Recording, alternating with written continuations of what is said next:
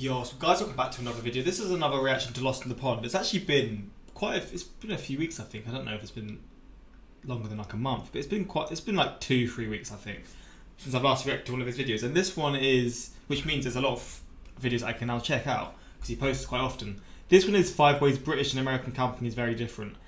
And going into this one, my one big sort of difference would be like the sort of animals you sort of encounter.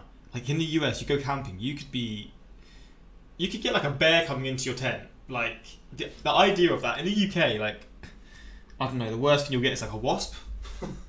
If we're being real, like, a wasp is probably the thing that would scare me the most in the UK. In the US, bro, it's a lot different. But I don't know if that's going to be the specific things that it goes into. But I mean, we're going to check it out. Camping's always quite a fun thing to do. I mean, I've not done it in a long time, but I feel like it'd be fun to go like in the summer for like 2 weeks, a week with just a few of your friends, a few of my friends, on the beach or something. That's a shout, actually. I might do that. I mean, it's a year too late because I'm gonna have to wait another year to go because it's not summer anymore. It's freezing in the UK again. But hey ho, maybe I'll record it. I don't know. It's probably not gonna happen. But let's jump into this. Shout out to my Instagram, my Twitter. Links in the description for those interested. Same for my Patreon. Links are in the description for those interested in that. But let's jump into this one, man. Hello, I'm Lawrence and I'm on a quest to uncover all of the memos that Britain and America lost in the pond, and one of those memos pertains to camping. This past Labor Day weekend I decided to get away from it all and do what many Americans are doing at this time of year, pitching a tent. Wait, so this is the time of year for camping in the US? I mean, I guess it varies, and also the US, certain places are still like summer, or it's just hotter. Is camping... I thought camping was like a summer thing, but I guess it isn't actually, is it? It can probably be done any time of the year. Probably just avoiding winter. But in the UK, it's definitely a summer thing because it's not really hot enough any time of the year, any other time of the year. But again, maybe I'm wrong. Maybe it is just an all-round thing, an all-year thing. At a campsite. While this was largely intended as a mini vacation... To be fair, this video was actually released... Sorry, I'm pausing a lot. On the 11th of September, so like a month ago. So actually, that makes sense. While this was largely intended as a mini vacation and not the set... Shit, I need to get my camera from the last video. Yeah, I'm not going to pause a lot now, I'm sorry. Up for a video, I did nonetheless have a lot of thoughts about the many ways in which camping differs between Britain and the United States. Here are 5 of them. I don't have any evidence for this, but I get the sense that singing around a campfire is a more widely accepted activity in the United States. Firstly, Americans are generally less inhibited when it comes to communal singing, though Brits begin to catch up once alcohol is introduced. Second, too awkward to do it any other way, man.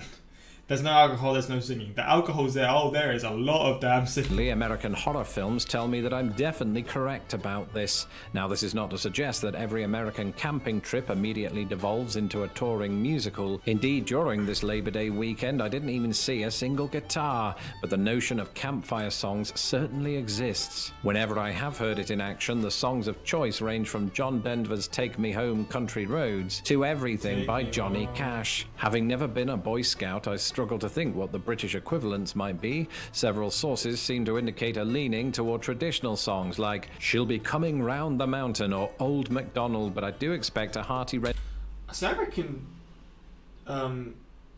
Take Me Home, wait, that one, I can't actually remember what it's called. That would be one in the UK. Sweet Caroline probably is. Even though they're US songs, people will sing them in the UK. Like, they're sort of cultural songs here. Well, maybe not Take Me Home, but Sweet Caroline is a cultural song here.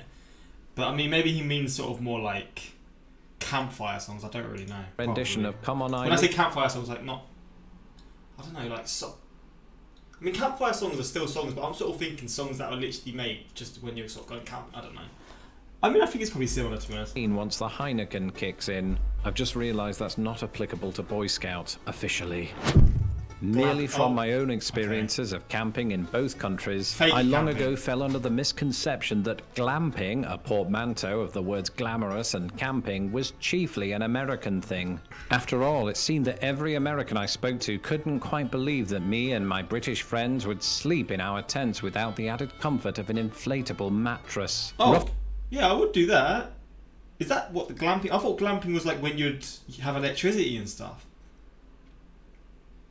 and like you'd be able to, I don't know, charge your phone and all that kind of stuff. I didn't know glamping was just having a blow-up bed. Offing it was all part of the, you know, glamour. It didn't help, of course, that I assumed that the word glamping was of American origin. I mean, the country does have quite a history of coining travel-themed portmanteaus like staycation and motel. But the first known instance of the word can be traced back not to the United States, but to the United Kingdom in 2005. Indeed, the practice of glamping goes back way further. In the 16th century, the Scottish Earl of Atholl hosted King James V up in the Highlands. The story goes that the king's visit took place inside a tent which was filled with amenities from the Earl's palace. And then there's the wild account of Henry VIII's meeting with Francis I of France. In 1520, they each attended the Field of the Cloth of Gold summit, in which almost 3,000 tents were erected in northern France with access to fountains that produced only wine. I can only imagine that these were installed to appease protests over the lack of public Wi-Fi.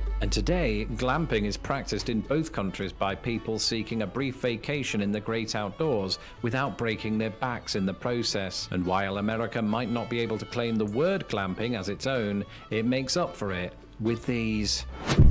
When you move to the United States... Wait, I'm going to be completely wrong. I think they're, when you have two biscuits and you have marshmallow in the middle. I think that's what a s'more is, right? I remember having it a few times, not when I was camping, just sort of when they had like bonfires, and like when I was younger, you'd have like s'mores and stuff, or I would. From my mum would just sort of make them and stuff. Much like any other country, you spend the first year or 5 asking the question, what is that? This was precisely my response upon hearing the word s'mores for the first time. For those not in the know, a s'more is a popular campfire concoction in which a roasted marshmallow is planted on top of a piece of chocolate and thrust between 2 graham crackers. Indeed, when it first entered American culture about 100 years ago, it was referred to then as a graham cracker sandwich. Shortly after, a recipe for the sandwich was posted in the 1927 iteration of Tramping and Trailing with the Girl Scouts under the name Some More. The contraction s'mores was common in American cookbooks by the 1950s. Now, while I certainly never encountered them in Britain, it wasn't unusual to roast and eat marshmallows by themselves. That said, since I left the motherland 13 years ago, there have been efforts among British...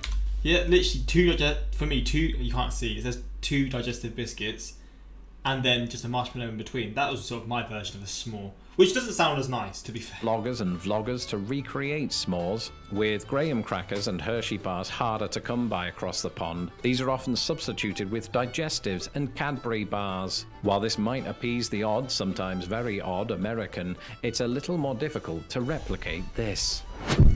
As I tried falling asleep on the inhibitively comfortable mattress, the difference in nighttime ambience between the United States and my homeland was stark. Here in the Midwest, it's highly likely you'll be serenaded, as I was, by the sound of not just crickets, but cicadas.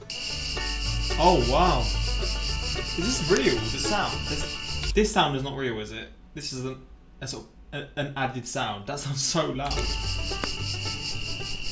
On the surface, this combination does sound quite soothing, but as someone whose brain... It is real. Bro, you don't get anything like this in the UK. Jesus. What the hell? Comes alive after midnight. I made the mistake of recalling then and there that what I was hearing were mating songs. And let me tell you, nothing signals insomnia like the thought of cicadas going at it. Especially when you consider that when it's all over, the males just die. Lovely. It's awful. Even as the female delivers their offspring, the males are notably absent, a trait often shared with humans. After this, though, the female cicadas also die. It's just sad. Anyway, the ambience in Britain is quite different. In the absence of cicadas and crickets, it's the elements whose voices call loudest as the nighttime winds let the tent know who's boss. Yeah, it's just this winds, in turn prompts literally nearby trees to creak, and since Britain is often given to light precipitation, I spent many a camping trip falling asleep to the pitter-patter of rain. Of course, much of the US is no stranger to this. It's just that in the Midwest, and most certainly in the Deep South, rain tends to be heavier and less conducive to a good night's sleep. The same might also be said of these. It doesn't matter how many it's a big times I one. tell myself that this isn't the actual wild, there will always be a small part of my brain that wonders how you successfully fight off a bear. At least that has become the case since I started camping in America, and while Illinois isn't noted for its bear population, the same cannot be said of other places I've camped, like West Virginia. The mountain state is reportedly home to 8,000 black bears. Jeez. Thankfully though, black bear attacks on humans are extremely rare. But they still happen. Have no. That's the worry for me. I mean, 99.9% of the time, there's probably going to be nothing like that happening. But that small chance, I would just always be thinking about, man. Like, there is the chance at the end of the day, and obviously where you live depends on the higher the chance. Obviously in Virginia or West Virginia, the chances will be higher, as opposed to where he said Illinois, etc. True meaning when it's dark outside and everybody else is asleep. Another animal that British campers don't have to worry about is raccoons. I've actually lost count of the amount of times Americans have warned me to keep an eye on my cooler while camping, and that's because raccoons have quite the history of breaking into them and stealing your bratwursts. In extreme cases, they might even take the entire cooler, so it's a good idea to secure it with a bungee cord and affix the cooler to a tree. Wait, it's raining this. I was like, what? And put the tree inside a safety deposit box and blast the whole thing off into space. We didn't encounter any this time. In Britain, the animal I most remember being concerned about while camping was the fox. And when I say concerned, I mean I thought about it for a second and then fell to sleep. You see, Britain just doesn't have so-called dangerous animals on the level of the United States. In fact, it probably says a lot that foxes are also found throughout the United States and yet barely come up in this particular... Wait, there's not foxes in... What? That's crazy. There's not foxes in any of these countries. A conversation. And why would they when America has bears, snakes, black widows, alligators and pumas, all of whom, it should be said, are statistically very unlikely to trouble you while camping. That's it for this episode. Interesting one again, man. I love these videos so much. I just want to see UK's most... I want to see most dangerous adder, I guess. Yeah, it is. Anyone who's ventured out into the great wilds of Britain should know all about the adder. It's probably the nation's most feared creature, with good reason too. A whopping century of attacks are recorded every year, give or take. Cows are the most dangerous animals in Britain, killing nearly 3 people a year. Maybe dogs are then. To be honest, there's a lot of dog attack sort of things that happen, right? But not dogs necessarily, dogs that have been sort of brought up to be aggressive kind of thing. What is this? I thought that was an adder. I was like, wait, what? I've never seen an adder though. Like,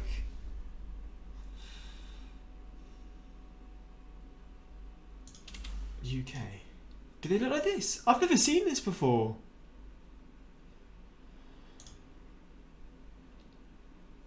So it can't be fatal. No one died in over 20 years. So they can. If worse came to worse. Adder. Is there adders in the USA? Sorry, I don't know how I've got to this.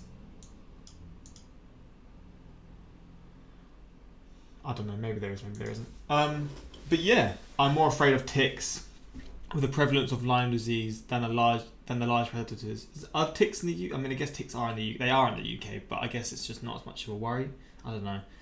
I'm old enough now that an inflatable mattress is a necessity and not a luxury.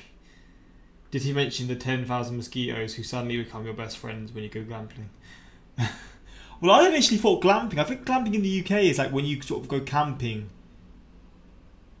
with electricity, but I might be completely wrong. Because if glamping is literally just you have a blow-up bed, then I guess I glamp instead. I go glamping instead of camping. Try making the s'mores with Reese's cups instead of a Hershey's bar. Oh, that sounds banging. My family... I can't talk. My family likes this variation. They still eat both types. It is just a richer flavour with peanut butter. That sounds good, man. Now I've heard Reese's Pieces mentioned. I've not had them for so long. I need some Reese's Pieces, man. Yeah, that's got me in a Reese's Pieces thirst. I need that right now. But yeah, hopefully you enjoyed this reaction. More of this on the way. Shout out Lawrence, of course. Links in the description to his channel if you want to follow or subscribe, should I say. But yeah, if you want more reactions from his channel, like I said, suggest them in the comments. I'll be sure to do so. But yeah, until next time, like, subscribe. Peace.